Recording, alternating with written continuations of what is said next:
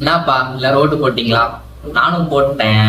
என்னடா எலெக்ஷன் முடிஞ்சு ஒரு வாரத்துக்கு மேல ஆகுது, இப்பயும் ஓட்டு போட்டீங்களா அப்படின்னு கேக்குறான் அப்படின்னு நினைச்சீங்கன்னா, இந்த வீடியோ போட் எலெக்ஷன் அப்டேட், அதாவது இந்த எலெக்ஷன் எப்படி நடந்திருக்கு, எப்படி முடிஞ்சிருக்கு அப்படிங்கறத பத்தி பேசலாம்னு நினைச்சேன். அதுல ஃபர்ஸ்ட் இந்த எலெக்ஷனோட போலிங். இந்த எலெக்ஷன்ல எந்த எலெக்ஷன்லயும் இல்லாத அளவுக்கு 85% போல் பண்ணப்பட்டிருக்கு.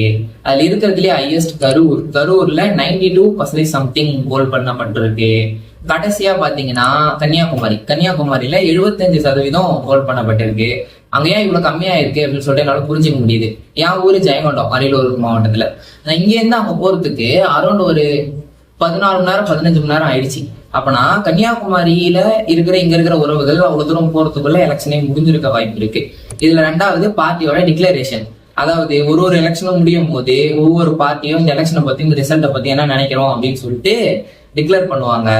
அதுல முதல்ல டிவிகே இந்த வாட்டி கண்டிப்பா மாற்றம் வரும், கவலையப்படாதீங்க, டிவிகே ஜெயிச்சிடும், கான்பிடண்டா இருங்க அப்படிங்கிற மாதிரி சொல்லியிருக்காங்க.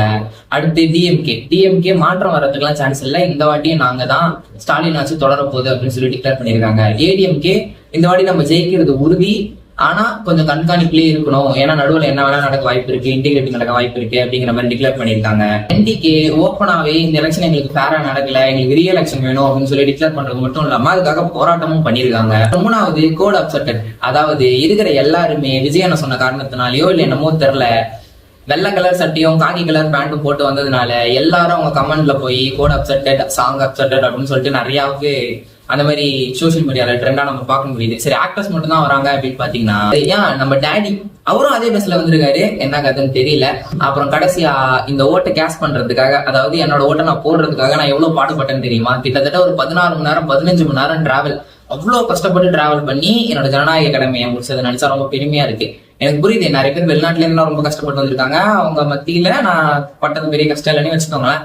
ஆனா இது வரைக்கும் நான் இவ்வளவு கஷ்டப்பட்டு டிராவல் பண்ணது இல்லை எதுக்காகவும். ஓகே, இந்த எலெக்ஷன் யாருக்கு ஆதரவா வந்தா உங்களுக்கு சந்தோஷம் அப்படின்னு சொல்லி கமெண்ட் பண்ணிடுங்க. அப்படின்னு நம்ம கொஞ்சம் சப்ஸ்கிரைப் பண்ணிட்டு லைக் போடுறோம்.